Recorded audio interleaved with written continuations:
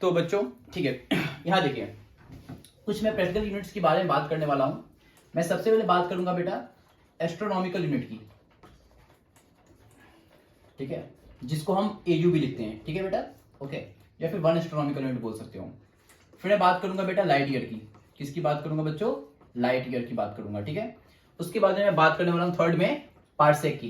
किसकी बात करने वाला हूं बेटा बोलो तो? पार्सेक की, या फिर 1 पार्सेक। सुनिए, एग्जाम में ऐसी आपसे डेफिनेशन पूछेगा, सुन लीजिए मेरी बात, ये एग्जाम का मोस्ट प्रिटेंडेड प्रॉब्लम है। डिफाइन, देखिए डिफाइन क्या बोलेगा बेटा?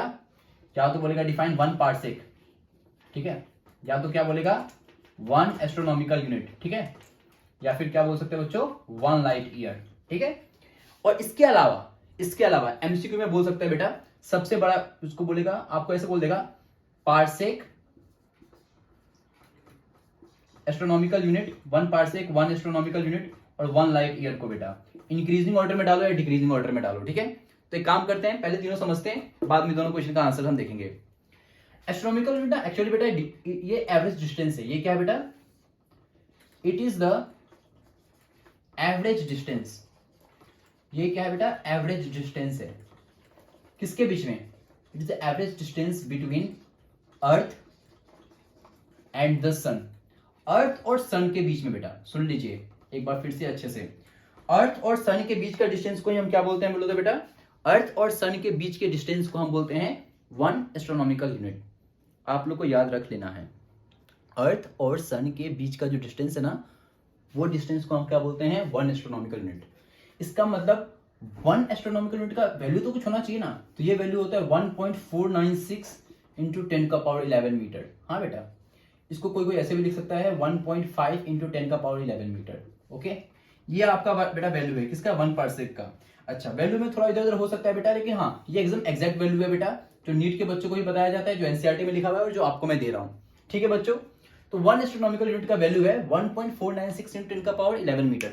ये आपको याद रखना है। कोई आपसे पूछेगा कि बताओ अर्थ और सन के बीच का डिस्टेंस क्या है, तो भाई अर्थ और सन के बीच का डिस्टेंस क्या है? 1 एस्ट्रोनॉमिकल यूनिट, और उस 1 एस्ट्रोनॉमिकल यूनिट का वैल्यू है 1.496 इंटू 10 का पावर 11 मीटर।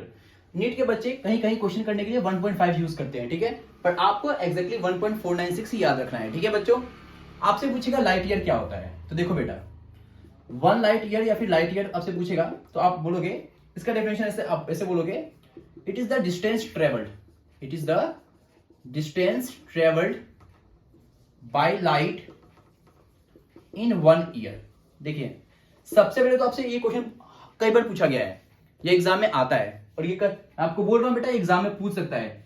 एग्जाम में क्या पूछेगा बोलो तो बेटा, ये बोलेगा कि बताओ लाइट ईयर जो है ना बेटा, लाइट ईयर किसका यूनिट है? ये यूनिट किसका है बेटा, ठीक है। तो आपको पता होना चाहिए, लोग लगता है अच्छा इसमें तो ईयर लगा हुआ है, इसका मतलब ईयर तो टाइम का यूनिट है। नहीं, ईयर टाइम का यूनिट नहीं है, लाइट ईयर सॉरी टाइम का यूनिट है, पर लाइट ईयर जो है ना बेटा, ये डिस्टेंस का यूनिट है। किसका यूनिट है? डिस्टेंस का यूनिट है, ओके। और 1 लाइट ईयर का बेटा, 1 लाइट ईयर मतलब होता है एक साल में लाइट ने कितना डिस्टेंस ट्रेवल किया है। अब देखिए एक साल के अंदर बच्चों, एक साल के अंदर कितने डेज होते हैं? 365 डेज होते हैं कि नहीं होते हैं? 1 डे में कितने आवर्स होते हैं? 24 आवर्स होते हैं। 1 आवर में कितने मिनट्स होते हैं? 60 मिनट्स होते हैं। और 1 मिनट के अंदर सेकंड कितने होते हैं? 60 सेकंड होते हैं। और लाइट का स्पीड कितना है? 3 इंटू 10 का पावर 8। सबको सॉल्व करोगे ना बेटा तो 9.46 इंटू 10 का पावर 15 मीटर आंसर आएगा, ठीक है। आप कैलकुलेट करके देखना बेटा, यही आंसर आएगा 9.46 इंटू 10 का पावर 15 मीटर। तो ये आपका 1 लाइट ईयर का क्या हो गया? एग्जैक्टली डेफिनेशन बोल दो या फिर वैल्यू बोल दो, एग्जाम में आने के बहुत ज्यादा चांसेस है, ठीक है बच्चों, ओके। 1 लाइट ईयर का ये रहा है आपका क्या बोलते हैं? वैल्यू। अब आता है 1 पार्सेक। देखिए इसका ना बेटा एक काम करता हूं, मैं आपको पहले डेफिनेशन लिखवा देता हूं, फिर आपको समझा देता हूं, या पहले समझा देता हूं। देखिए 1 पार्सेक मतलब होता है, मान लीजिए बेटा आप इस पॉइंट पे खड़े हो, समझ में आया कि नहीं आया? अगर सुनिए ध्यान से सुनिएगा इस बात को, 1 पार्सेक जो है ना बेटा, ये डिस्टेंस है। 1 पार्सेक क्या है बेटा? डिस्टेंस है, मतलब इसको हम रेडियस भी मान सकते हैं। 1 पार्सेक एक्चुअली रेडियस है। कौन सा रेडियस है? अगर एंगल आपका 1 सेकंड है ना, अगर आपका एंगल कितना है 1 सेकंड, और आपका लेंथ ऑफ आर्क ये जो है ना बेटा, ये अगर आपका है 1 एस्ट्रोनॉमिकल यूनिट, तो जो रेडियस होता है ना, उसी रेडियस को हम क्या बोलते हैं, 1 पार्सेक बोलते हैं। ठीक है बेटा, तो इसका आप डेफिनेशन ऐसे लिख सकते हो बच्चों। ठीक है, इसका डेफिनेशन आप ऐसे लिख सकते हो, it is the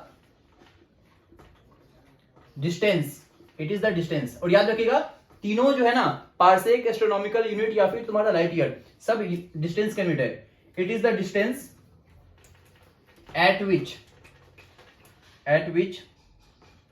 an arc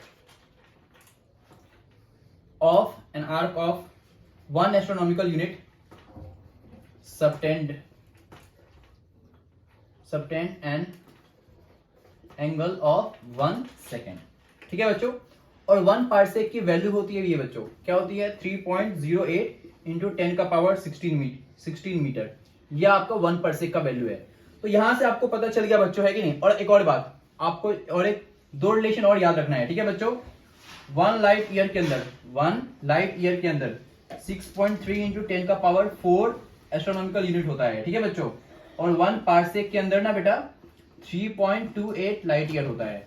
ये दो आपको भी अच्छे से याद रखना है। ठीक है बच्चों, 1 लाइट ईयर के अंदर 6.3 इंटू 10 का पावर 4 एस्ट्रोनॉमिकल यूनिट होता है, और 1 पार्सेक का वैल्यू होता है 3.28 लाइट ईयर। ये भी आप याद रख सकते हो, एमसीक्यू में आपसे पूछा जा सकता है एग्जाम में। ठीक है, अच्छा, यहां से आपको पता चल गया कि सबसे बड़ा कौन है, पार्सेक है, फिर कौन है लाइट ईयर, और फिर कौन है एस्ट्रोनॉमिकल यूनिट। तो अगर आपका इंक्रीजिंग ऑर्डर में बोलेगा तो सबसे पहले आएगा 1 AU, फिर कौन आएगा बेटा 1 लाइट ईयर, फिर कौन आएगा 1 पार्सेक, है कि नहीं। और डिक्रीजिंग ऑर्डर में बोलेगा इसका क्या हो जाएगा, जस्ट उल्टा हो जाएगा। समझ में कि नहीं, डिक्रीजिंग में इसका जस्ट उल्टा हो जाएगा। समझ में कि नहीं बच्चों। ओके, चलिए हम आगे देखते हैं। ये दोनों हो गया। ओके, आप लोग अब ये चीज समझ में आ गया होगा। ठीक है, अच्छा एक मिनट पानी पी लेता हूं। सर पानी है क्या, नहीं है ना, ओके। पानी भी देखो बच्चों बहुत कम बाकी है। इतना मेहनत करके पढ़ाया जा रहा है, प्लीज वीडियो को अच्छे से देखिएगा, लाइक कीजिएगा, शेयर कीजिएगा अपने सभी फ्रेंड्स के बीच में, है कि नहीं। और ताकि वीडियो आपके लिए भी बेनिफिशियल रहे और आपके फ्रेंड्स के लिए भी बेनिफिशियल रहे। ठीक है, चलिए हम कुछ स्मॉल यूनिट्स भी पढ़ लेते हैं बच्चों, है कि नहीं।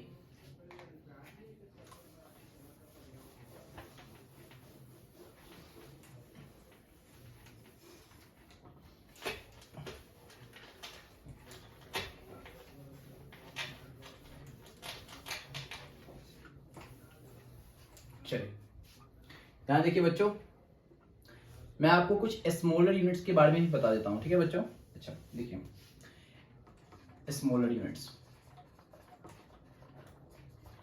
अगर हम स्मॉलर यूनिट्स की बच्चे बात करें, ठीक है, तो इसके अंदर आप 1 माइक्रो का वैल्यू याद कर लो। 1 माइक्रो का वैल्यू होता है 10 का पावर -6। ठीक है बेटा, इतना मीटर होता है, और इसको हम देखते हैं 1 म्यूएम। 1 नैनोमीटर का वैल्यू याद कर लो बेटा।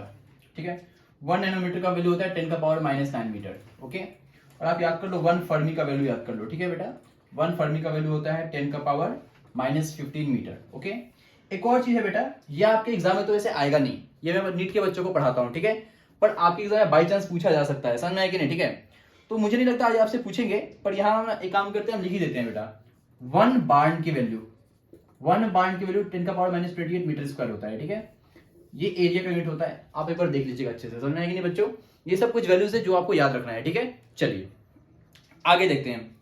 अब मैं आपको एक मेथड पढ़ाने वाला हूँ, पैरालैक्स मेथड। ठीक है, एक्चुअली पढ़ाने नहीं वाला हूँ डायरेक्टली, मैं इस पे ना आपको क्वेश्चंस करा देता हूँ। ठीक है, ताकि आपको भी समझ में आ जाए। ठीक है, कि होता कैसे है। एक मिनट, चलिए तो देखिए एक क्वेश्चन एग्जाम में ये आपसे पक्का पूछेगा, डिफाइन पैरालैक्स। ठीक है बेटा, पैरालैक्स को बोलेगा बेटा डिफाइन पैरालैक्स, ये क्वेश्चन आपसे पूछा जा सकता है, समझ में है कि नहीं। तो इसका डेफिनेशन बेटा आप किसी अच्छे बुक्स में देखिएगा, या मैंने क्लास में बच्चों को अच्छे से लिख पाया है। ठीक है, अब हर चीज का डेफिनेशन लिखवाऊंगा, वीडियो बहुत लंबा बन जाएगा और आप भी नहीं देख पाओगे, समझ में है कि नहीं। इससे बेटर है कुछ चीजें हम स्किप करते हैं। ठीक है बच्चों, तो ये आप किसी अच्छे, आप अपने एनसीईआरटी में भी देख सकते हैं पैरालैक्स क्या होता है। मैं आपको समझाता हूं ये होता क्या है, आप अच्छे समझिए कि पैरालैक्स का मतलब क्या है। देखिए सुनिए, पैरालैक्स मेथड जो है ना बेटा, ये एक ऐसा मेथड है, ये जो मैंने आपको पढ़ा ना बेटा, थीटा इक्वल्स टू L/R, थोड़ा पहले पढ़ाया था वीडियो के पीछे, इसी फॉर्मूला पे बेस्ड है। ठीक है, और ये बोलता क्या है पैरालैक्स। पहली बात तो ये कि पैरालैक्स का हम यूज करते हैं लार्ज डिस्टेंस को मेजर करने के लिए। जैसे मान लीजिए आप अर्थ पे खड़े हैं, ठीक है, और आपको ना किसी और प्लेनेट जैसे जुपिटर हो गया या सन हो गया, उनका डिस्टेंस नापना है कि अर्थ से उनका डिस्टेंस कितना है। आप इसको ऐसे देख सकते हैं बेटा, है कि नहीं, कि मान लीजिए ये कोई प्लेनेट है, ओके, समझ में है कि नहीं, या फिर मान लीजिए अर्थ है, ठीक है बेटा, ओके। तो मान लीजिए आप अगर आप यहाँ पे अर्थ पे खड़े हैं और ये मान लो दूसरा कोई प्लेनेट है, ठीक है बच्चों, बहुत दूर पे कोई प्लेनेट है, ठीक है। आप एक काम कर सकते हो, इस प्लेनेट को ना आप अर्थ के दो अलग अलग पॉइंट से देखते हो, मान लीजिए, हाँ, अर्थ के दो अलग अलग पॉइंट से देखते हो, ठीक है। तो मान लीजिए आप अर्थ पे खड़े हो, आपको तो अर्थ का डायमीटर पता है ना बच्चा, जिसको हम बी से लिखते हैं, क्योंकि एनसीईआरटी में बी लिखा हुआ है, ठीक है बच्चों। तो आप इसको एनसीईआरटी के हिसाब से जाओ, ठीक है। मैं जनरली इसको कैपिटल डी लिखता हूँ, बट मतलब मुझे भी क्लास में रियलाइज हुआ, ठीक है, और हर जगह कि ये एनसीईआरटी में इसको बी लिखा है, पर मुझे आज तक ये रियलाइज नहीं हुआ कि क्यों लिखा है बी, समझ में आया कि नहीं, क्योंकि वैसे अपना अपना नोटेशन है, देने का तरीका है, आप इसको बी मान सकते हो। और ये डिस्टेंस को मान लीजिए हम कैपिटल डी मान लेते हैं, ठीक है बच्चों।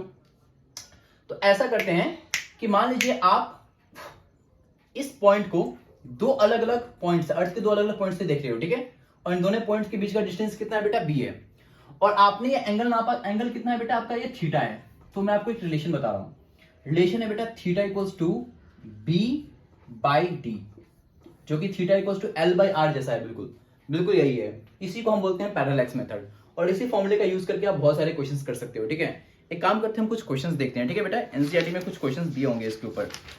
अब रुकिए, मैं देखता हूँ कुछ क्वेश्चंस, ठीक है। अच्छा, पैरेलैक्स मेथड जो है ना, दिया हुआ है क्या बच्चों, दिया हुआ है कुछ क्वेश्चंस, हाँ एक क्वेश्चंस तो है बट काम का नहीं है। चलिए एक क्वेश्चन है, एनसीईआरटी का क्वेश्चन है, ये देख लेते हैं, ठीक है। आपके एनसीईआरटी में क्वेश्चन लिखा हुआ है, ये देख लेते हैं, ठीक है बच्चों। एनसीईआरटी का क्वेश्चन क्या है, ये बोल रहा है द सन्स एंगुलर डायमीटर, अच्छा सुनिए बच्चों, एंगुलर बोला है ना, एंगुलर मतलब इसकी बात कर रहे हैं। सन का जो एंगुलर डायमीटर है ना बेटा, is measured to be 1920 second, 920 second, ठीक है बेटा। अच्छा, the distance are of the sun, distance r of the sun from the earth is 1.496 into 10 का पावर 11 मीटर, ठीक है बेटा। what is the diameter of the sun?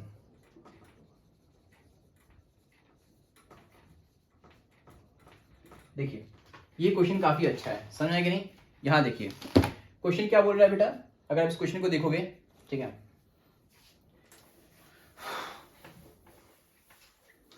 इस question को आप देखोगे बेटा, ये क्वेश्चन आपके लिए ना एग्जाम में आ सकता है, ठीक है। पैरेलैक्स मेथड पे एग्जाम में न्यूमेरिकल आता है, और अगर आपको आपके सर को देना होगा न्यूमेरिकल, तो आप सर यही वाला न्यूमेरिकल प्रीफर करेंगे देना, ठीक है, मेरे ख्याल से, और यही आना भी यही चाहिए, समझ में आया कि नहीं।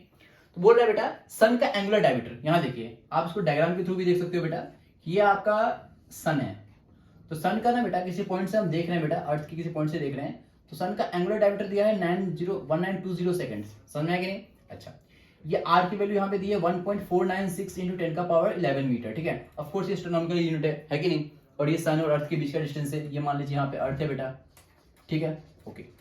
तो आपको बोलेगा कि बताइए ये डिस्टेंस डी कितना है, ठीक है, मतलब डायमीटर, सन का डायमीटर कितना है। तो ऑफ कोर्स आपको पता है थीटा इक्वल्स टू क्या होता है, बी बाई डी होता है, आपको बी निकालना है तो क्या होगा, थीटा इंटू डी होगा। बट एक मिनट रुको, थीटा तो किसमें है बेटा बोलो तो, ये आपका है सेकंड्स के अंदर, तो इसको रेडियन में चेंज करना पड़ेगा।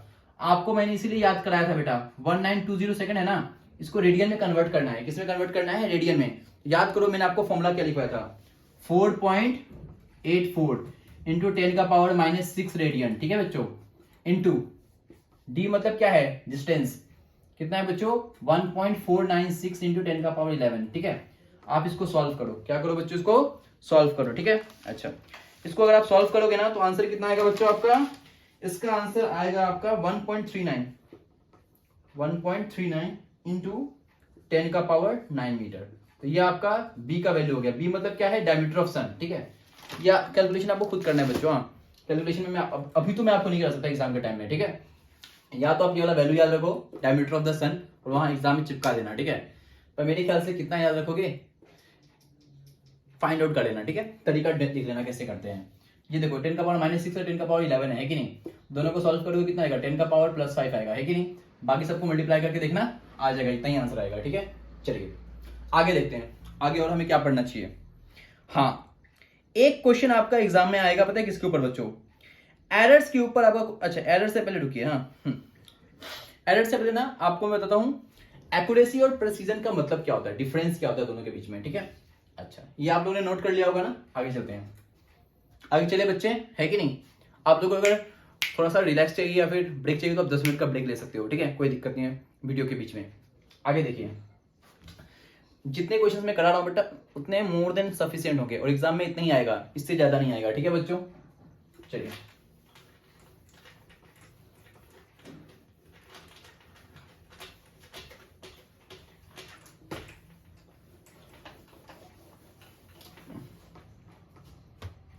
देखिए, डेफिनेशन के साथ साथ बताता हूं, ठीक है।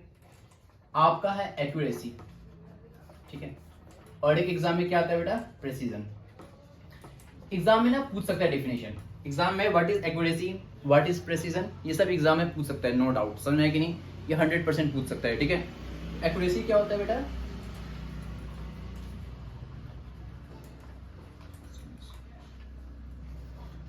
पहले हम डेफिनेशन लिख देते हैं, the closeness of measurement value to the true value. पहले हम डेफिनेशन लिख देते हैं अच्छे से, ताकि फिर बाद में आपको हम समझा सके, ठीक है बेटा। और प्रेसिजन का है द